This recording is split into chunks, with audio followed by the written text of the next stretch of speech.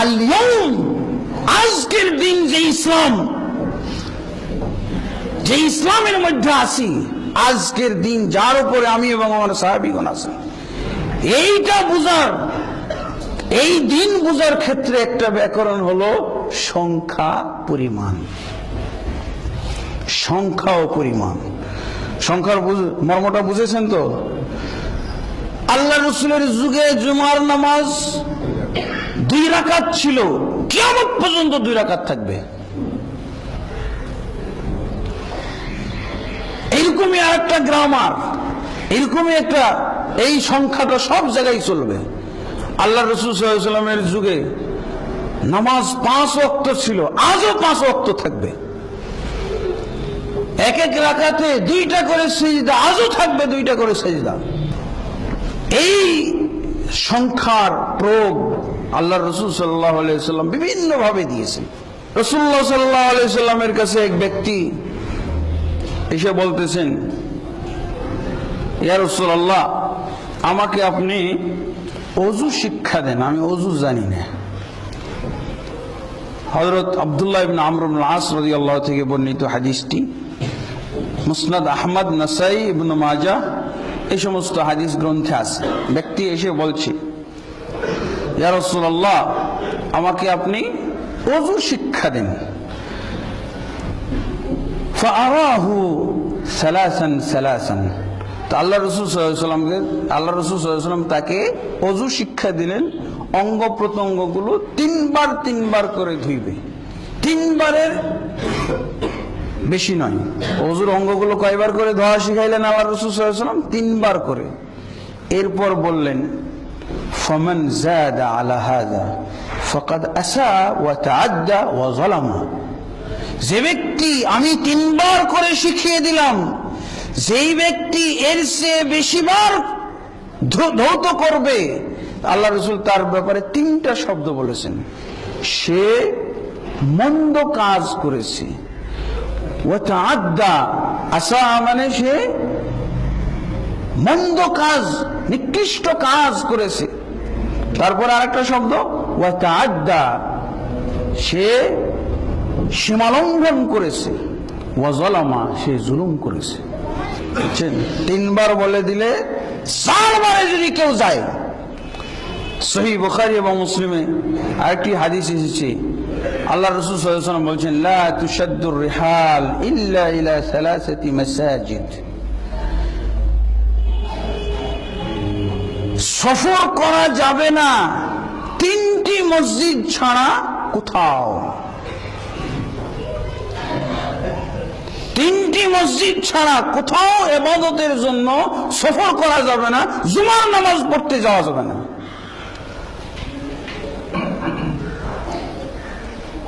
জুমার নামাজ পড়তে যাওয়া যাবে না, রোজা করতে যাওয়া যাবে না, মুনাজাত করতে যাওয়া যাবে না, নফল রোজা করতে যাওয়া যাবে, নফল নামাজ পড়তে যাওয়া যাবে না, দোয়া করতে যাওয়া যাবে না।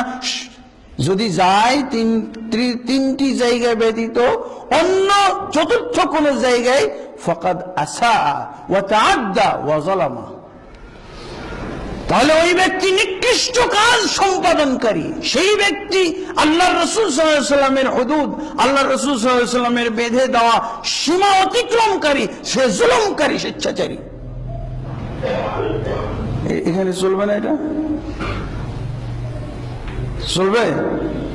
আল্লাহ রাসূল সাল্লাল্লাহু আলাইহি ওয়াসাল্লামের হাদিস, আল্লাহ রাসূল সাল্লাল্লাহু আলাইহি ওয়াসাল্লাম বলছে, পৃথিবীর ভিতরে 3টি জায়গা, আবার 3টা মসজিদ। এখান থেকে আপনি যেতে পারবেন না মসজিদে আয়েশা, মক্কাতে জিদ্দার মসজিদে আমি যাব নামাজ পড়তে, হারাম। আরাফাতের মসজিদে নামাজ পড়তে যাব, হারাম। মিনার মসজিদে নামাজ পড়তে যাব, মিনা হারাম। মিনা জায়গাগুলো পবিত্র জায়গা বলা হয়। আরাফাত, মুজদালিফা, এগুলো মাশাইরুল হারাম, এগুলো হলো মাশাইরুল হজ, হজ্জের পবিত্র জায়গা। এই জায়গাগুলোতে হজের মৌসুম ছাড়া, নির্দিষ্ট দিন ছাড়া যাওয়া ইবাদতের জন্য হারাম। টঙ্গী মাঠের তো কথাই আসে না, কল্পনাই করা যায় না। আরাফাতের মাঠে যাওয়া হারাম, তোমার আমি টঙ্গী মাঠের হারাম কথা বলতেই যাব না। তুমি বুঝে নাও, তোমার জ্ঞান থাকলে, তোমার বিবেক থাকলে, তুমি যদি জ্ঞান সম্পন্ন হও, বুঝে নাও আরাফাতের মাঠে যাওয়া হারাম। নবম জিলহজ ছাড়া এরকম ইবাদতের সমাবেশ যদি মসজিদুল হারামের খতিব ডাকেন, মসজিদুল হারামের খতিব, মসজিদে নববীর খতিব, খোতাবা সবাই সম্মিলিতভাবে যদি তারা একটা ইজতিমা ডাকেন, কোথায়? জিলকদ মাসে হবে। আসেন, ইজতিমাটাও করবেন, হজটাও করে যাবেন। এক ঢিলে দুই পাখি। জিলকদ মাসের প্রথম তারিখে আরাফাতের মাঠে ইজতিমা। আমার মনে হয় তারা ইজতিমা ডাকলে, তারা যদি ইজতিমা ডাকতো আরাফাতের মাঠে, টঙ্গী মাঠের চেয়ে শতগুণ বেশি হতো, গজবে পরিণত হয়ে যেত, আযাবে পরিণত হতো, মানুষের ঢল নেমে যেত এখানে।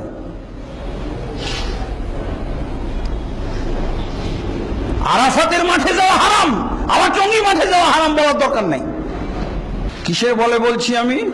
রাসূলুল্লাহ সাল্লাল্লাহু আলাইহি ওয়াসাল্লাম বেঁধে দিয়েছেন তিনটি জায়গা ব্যতীত আর কোথাও যাওয়া যাবে না। কিসের জন্য? এখানে কি জন্য এসেছে? ইবাদতের জন্য। জুমার নামাজে আজকে এত ভিড় কেন? সওয়াব হবে, সওয়াবের জন্য এসেছে, নামাজ পড়ার জন্য এসেছে। কয়জন? তালিমের জন্য। হ্যাঁ, আমরা মদিনা ইউনিভার্সিটিতে গেছি শিক্ষার জন্য, ইলম অর্জনের জন্য। সাহাবায়ে কেরাম একটা হাদিস শিখার জন্য 2 মাস পথ হেঁটেছেন, 1 মাস পথ হেঁটেছেন। ইলম অর্জনের জন্য হতে হবে, সেটা কোরআনের ইলম, সেটা হাদিসের ইলম। আল্লাহর কসম, এখানে কোরআন হাদিসের কোনো ইলম নাই, ইলম থাকতে পারে না, এখানে কোনো ইলমই থাকতে পারে না। শুধু যদি থাকে ইলমুল বিদআ, বেদাতের ইলম আছে। রাসূল ওই আলিয়ম ভঙ্গকারী, আলিয়মের শর্ত ভঙ্গকারী যাবতীয় আয়োজন এখানে আছে। সেই কোরআন মডেলের ইসলাম ধ্বংস করার সমস্ত আয়োজন পাকাপোক্ত করা হয়েছে এই জায়গায়। লা হাওলা ওয়ালা কুওয়াতা ইল্লা বিল্লাহ। সাহাবায়ে কেরামের যুগে এরকম প্রয়াস হয়েছে, কিন্তু সাহাবায়ে কেরাম এই দিয়েই দমন করেছেন, 3 দিয়ে দমন করেছেন। 3 ব্যাকরণ, যে এই যে সংখ্যা, এই ব্যাকরণ দিয়ে দমন করেছেন। আল্লাহু আকবার। আপনাদের কাছে একটা হাদিস আমি বলবো, সহিহ বুখারী এবং মুসলিম এবং বিভিন্ন হাদিস গ্রন্থের মধ্যে, চরিত গ্রন্থের মধ্যে পাওয়া যায়। একটা ইজতেমা শুরু হয়েছিল রাসূলুল্লাহ সাল্লাল্লাহু আলাইহি ওয়াসাল্লামের যুগের পরে, ওমর ইবনুল খাত্তাব রাদিয়াল্লাহু আনহুর যুগে একটা ইজতেমা শুরু হয়েছিল মক্কার বাইরে। ওটা একটা বিরাট ইতিহাসকে কেন্দ্র করে।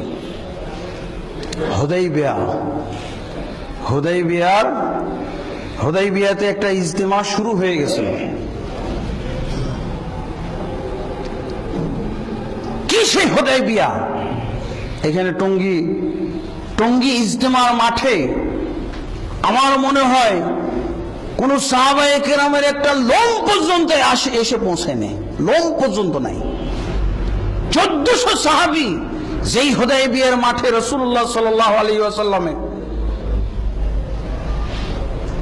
সাথে অবস্থান করেছিল, সেখানে কয়েক ওয়াক্ত সালাত পড়েছিল। যদি তারা ইজতেমা কায়েম করত, রাসূলের সুন্নাত দাবি করতে পারত, যেখানে আল্লাহ রাসূল কয়েক ওয়াক্ত নামাজও পড়েছেন, এবং ওখানে একটা গাছ ছিল, গাছের নাম হলো, গাছটা নিচে আল্লাহ রাসূল সাল্লাল্লাহু আলাইহি ওয়াসাল্লাম বায়াত করেছিলেন 1400 সাহাবী নিয়ে। 1400 সাহাবী। সপ্তম হিজরির এই টঙ্গী মাঠে বা বাংলাদেশের কোনো একটা মাঠে যদি জানতে পারতো যে একজন সাহাবী বসেছিলেন কিছুদিনের জন্য, এখানে যে আরো কত বড় ইজতেমা হয়তো কে জানে। আল্লাহ রাসূল সাল্লাল্লাহু আলাইহি ওয়াসাল্লামের বাকি জীবন পর্যন্ত এই জায়গার কোনো গুরুত্ব ছিল না। আবু বকর রাদিয়াল্লাহু আনহুর যুগে এই জায়গার কোনো গুরুত্বই কেউ বুঝতো না। ওমর ইবনুল খাত্তাব রাদিয়াল্লাহু আনহুর যুগে এসে দেখা গেল উনি সফরে আসতেছেন। সাঈদ ইবনুল মুসাইয়্যিব বর্ণনা করতেছেন, অর্থাৎ মুসাইয়্যিবের পুত্র সাঈদ হলো তাবেঈ, বিখ্যাত তাবেঈ। আর মুসাইয়্যিব হচ্ছেন তিনি আল্লাহ রাসূলের সাহাবী, ওই 1400 সাহাবীর মধ্যে একজন। ইবনে ওমর রাদিয়াল্লাহু থেকে বর্ণিত আছে হাদিসটি সহিহ বুখারী এবং বিভিন্ন হাদিস গ্রন্থে। ওমর ইবনে খাত্তাব রাদিয়াল্লাহু আনহু যুগে দেখা যাচ্ছে এই সাঈদ বিন মুসাইয়্যিব বলতেছেন যে কিছু লোককে গাছের নিচে নামাজ পড়তে দেখা যাচ্ছে, দোয়া জিকির আজকার করতেছে অনেক লোক। মুসাইয়্যিব নিজে যেয়ে বলছে, এই এখানে কি, এই জায়গাটা কি, এই গাছের নিচে এই জায়গায় কি হলো, তোমরা নামাজ ধরেছো কেন, নামাজ পড়ো কেন এখানে?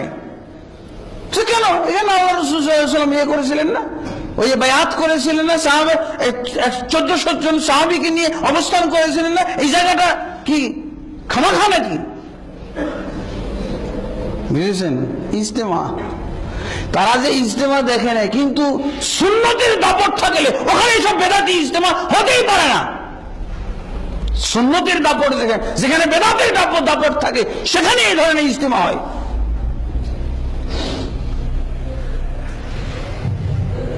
সাঈদ মুসাইয়্যিব বলছে, আরে গর্ধবের দল, এই হতভাগ্যের দল, আমি সেই ব্যক্তি যেই ব্যক্তি রাসূল সাল্লাল্লাহু আলাইহি ওয়াসাল্লামের সাথে এই জায়গায় উপস্থিত ছিলাম, 1400 জন সাহাবীর মধ্যে আমি একজন। ওই আল্লাহ রাসূল সাল্লাল্লাহু আলাইহি ওয়াসাল্লাম এখানে ইজতেমা করতে বলেননি, এখানে নামাজ পড়তে আসতে বলেননি, এখানে দোয়া করতে আসতে বলেননি, এখানে জিকির আজকার করতে আসতে বলেননি, এখানে জুমা পড়তে আসতে বলেননি। কি সব তোমরা বেশি বুঝো না, রাসূলের সাহাবায়ে কেরাম বেশি বুঝে।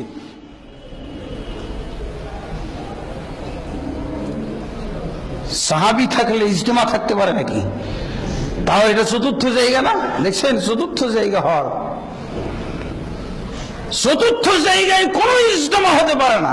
ওমর ইবনে খাত্তাব রাদিয়াল্লাহু আনহু নিজেও দেখতেছেন, এ তো মুসাইয়্যিব রাদিয়াল্লাহু আনহু, সহিহ বুখারীর হাদিস। তারপর ওমর ইবনে খাত্তাব রাদিয়াল্লাহু আনহু নিজেও একবার আসতেছেন সফরে, হজ সফরে, উমরার সফরে, তার সাথে সঙ্গী আছে, সফর সঙ্গী, উমরার সঙ্গী। রাসূল সাল্লাল্লাহু আলাইহি ওয়াসাল্লামের সাথে যেমন 1400 জন সাহাবী এসেছিলেন, ওমর ইবনে খাত্তাব, আবু বকর যখন উমরায় আসতেন তাদের সাথে অনেক সাহাবী আসতেন, অনেক তাবিঈ আসতেন। তো ওমর ইবনে খাত্তাব রাদিয়াল্লাহু আনহু দেখতেছেন কি ব্যাপার, মক্কায় ঢোকার আগে আগে লোকজন কেন যেন বাম দিকে সব লাইন ধরতেছে, বাম দিকে লাইন ধরতেছে, ওইদিকে কেন লোকেরা যাচ্ছে? ওমর ইবনে খাত্তাব রাদিয়াল্লাহু আনহু জানার চেষ্টা করলেন, ওখানে একটা ইজতেমা গড়ে উঠেছে, তো ইজতেমা চলছে, ওখানে নামাজ চলছে, ওখানে দোয়া চলতেছে। ওমর ইবনে খাত্তাব রাদিয়াল্লাহু আনহু জানার চেষ্টা করলেন কেন। সাহাবী নিজেই জানতেছেন না, সাহাবী নিজে জানতেছেন না। এই জায়গায় এই ইজতেমার চেয়ে ওই ইজতেমার 1 লক্ষ গুণ ফজিলত হওয়া উচিত ছিল, 1 লক্ষ গুণ। ওই হুদাইবিয়ার ইজতেমার লক্ষ গুণ ফজিলত বেশি হতো, কিন্তু ওই আল-ইয়াউমের ইসলাম, আজকের দিন যে ইসলাম রেখে যাচ্ছি, এই ইসলামের সাথে মিলিয়ে দেখবে যে ইসলাম এই ইসলামের সাথে মিলে না। ওই ইসলাম হলো বাতিল ইসলাম, ওই ইসলাম হলো দেশি ইসলাম, ওই ইসলাম হলো টঙ্গীর ইসলাম, ওই ইসলাম হলো দিল্লির ইসলাম, রাসূলের ইসলাম নয়। ওমর ইবনে খাত্তাব রাদিয়াল্লাহু আনহু আরেকটু সুন্দর করে বোঝানো হলো, যেই গাছের নিচে রাসূলুল্লাহ সাল্লাল্লাহু আলাইহি ওয়াসাল্লাম বায়াতুর রিজওয়ান করেছিলেন, আল্লাহ রাজি হয়েছিলেন যেই বায়াতে, সেই বায়াতের গাছের নিচে তারা একটু জিকির আজকার, নামাজ, দোয়া কালাম করতে যাচ্ছে, বুঝি তাই নাকি? প্রথমত সহিহ বুখারীর মধ্যে হাদিস পাওয়া যায়, মুসাইয়্যিব রাদিয়াল্লাহু আনহু বলছেন, সাঈদের বিখ্যাত তাবিঈ, ফুকাহা সাবা, মদিনার 7 জন বিখ্যাত ফকিহ সাহাবীর ভিতরে একজন হচ্ছেন সাঈদ। সেই সাঈদের পিতা তিনি বলছেন, তিনি বলেছিলেন, এই বোকার দলেরা, আমরা রাসূলুল্লাহ সাল্লাল্লাহু আলাইহি ওয়াসাল্লামের সাথে এই হুদাইবিয়ার জায়গায় এসেছিলাম, এখানে নামাজ পড়েছিলাম, এখানে বায়াত করেছিলাম, কিন্তু আমরা পরবর্তী বছরে এসেই এই জায়গা ঐতিহাসিক জায়গা হিসেবে আমরা একটু পরিদর্শনে এসেছিলাম, এসে চিহ্নিত করতে পারি নাই, বলতে পারি নাই কোন জায়গাটা।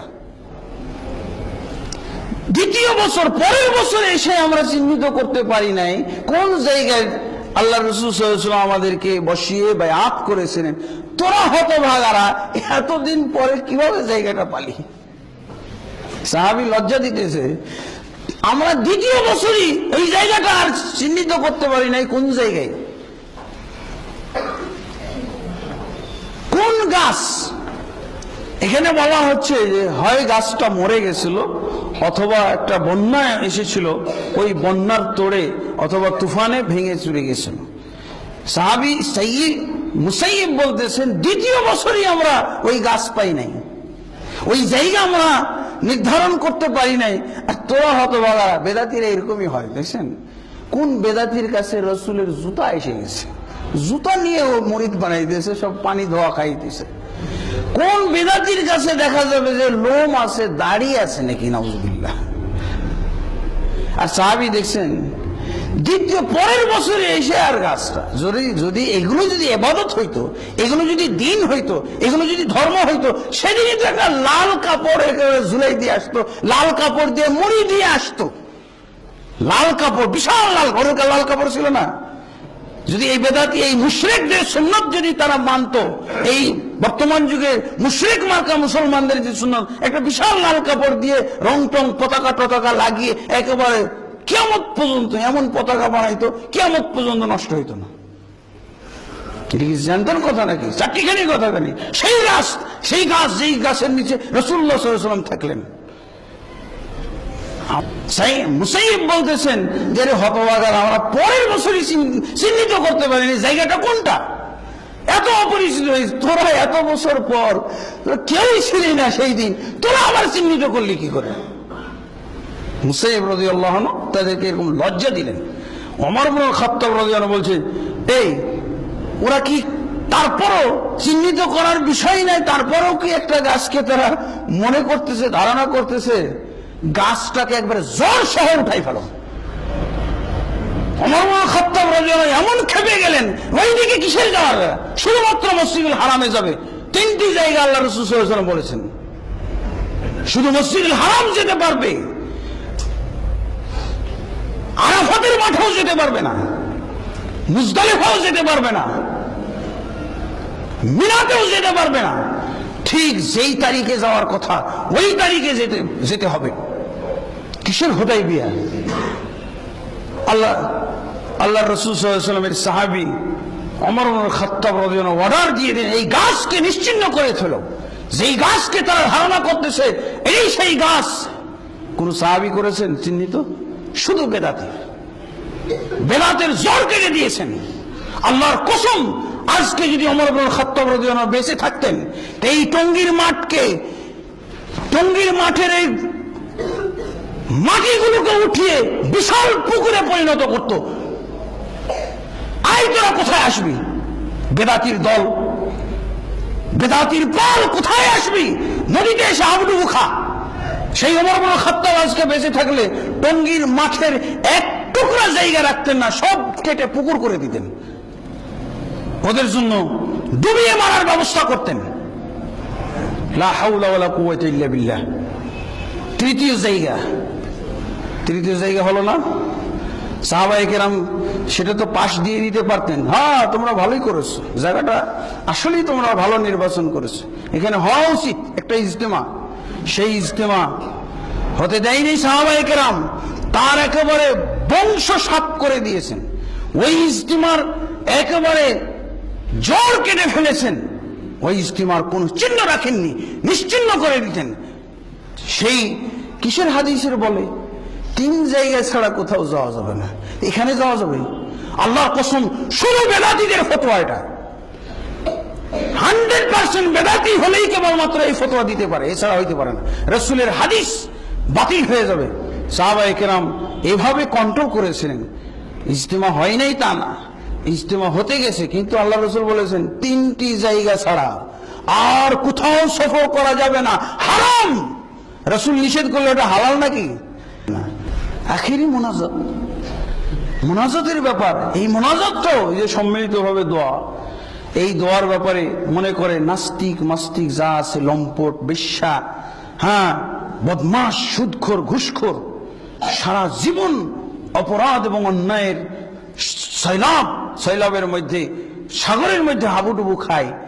এই আখিরি ইজতেমা তাদের হলো সম্বল। শেষ, যখন বাড়ি ফিরে যায় পুরা শরীর ঝরঝরা, কিচ্ছু নেই, সারা বছর যা পাপ করলাম একটুও নাই, কত হালকা মনে হইতেছে। এই যে হালকা মনে হয়, এটাই হলো খারাপ। অনেকেই তারা বলতেছে, মুরব্বীরা, জিম্মাদাররা নাকি বলতেছে না তো এগুলো। দেখছেন, ওমর ইবনুল খাত্তাব সচেতন আলেম হলে, সচেতন শাসক হলে, সচেতন জিম্মাদার হলে কি হতে হয়? ওমর ইবনুল খাত্তাব কি নিজে বিশ্বাস করতেন যে এই হুদায়বিয়ার জায়গাতে বরকত আছে, এখানে নামাজ পড়া যাবে? উনি কি শুনলেন? জনগণ মনে করতেছে এরকম, তাই উনি বংশ সাফ করে দিয়েছেন, জল সাফ করে দিয়েছেন। ওই জিম্মাদার গুলোর কানে যাচ্ছে, তারপর বলছে আমরা তো বলি না, আমরা তো বলি না হজ হবে যাবে, 3 বার গেলে হজ হয়ে যাবে, আমরা তো বলি না। তোরা বলবি কেন? তোরা বলার জন্য লোক লাগিয়ে রেখেছিস, তোরা তো বলবি না, তোরা তো সব বেদাতি, লোক লাগিয়ে রেখেছিস। ওমর ইবনুল খাত্তাব সচেতন জিম্মাদার, লোকেরা মনে করতেছে ওখানে নামাজ পড়লে বরকত আছে। ওমর ইবনুল খাত্তাব জড় কেটে দিলেন, বেদাতের জড় শেষ। তুমি কেমন জিম্মাদার? আরে তুই কেমন জিম্মাদার? তুই যদি সুন্নাত বুঝিস, তুই যদি ইসলাম বুঝিস, যদি রাসূলের দ্বীন বুঝিস, তো এই জায়গাটা পুকুর কর। সুন্নতের নাপাকি এখানে, ইসলামের নাপাকি, ইসলামের জন্য বিরাট একটা বিপর্যয়ের জায়গা, একটা আজকে ইসলামের জন্য ক্রন্দনের জায়গা, ইসলামের অশ্রু বিসর্জনের জায়গা আজকে তৈরি করা হয়েছে। জিম্মাদাররা বলে না, অথচ ব্যাপকভাবে বলা হচ্ছে গরিবের হজ, 3 বার এখানে আসলে হজে। এই যে বুড়া থুড়া, সে হয়তো বাড়ি থেকে বের হয় না শীতের কারণে, এখানে কি জন্য এসেছে? এখানে কি জন্য এসেছে? মরতে। মারা গেছে না কতগুলো, আল্লাহই জানে তাদের কি পরিণাম। বন্ধুগণ, এটা বিরাট ইসলামের বিরুদ্ধে মহড়া। লা হাওলা ওয়ালা কুওয়াতা ইল্লা বিল্লাহ। আল্লাহ আমাদেরকে জ্ঞান দান করুন, সঠিক ইসলাম আমাদেরকে বুঝার তৌফিক দান করুন। আল্লাহুম্মা আমিন।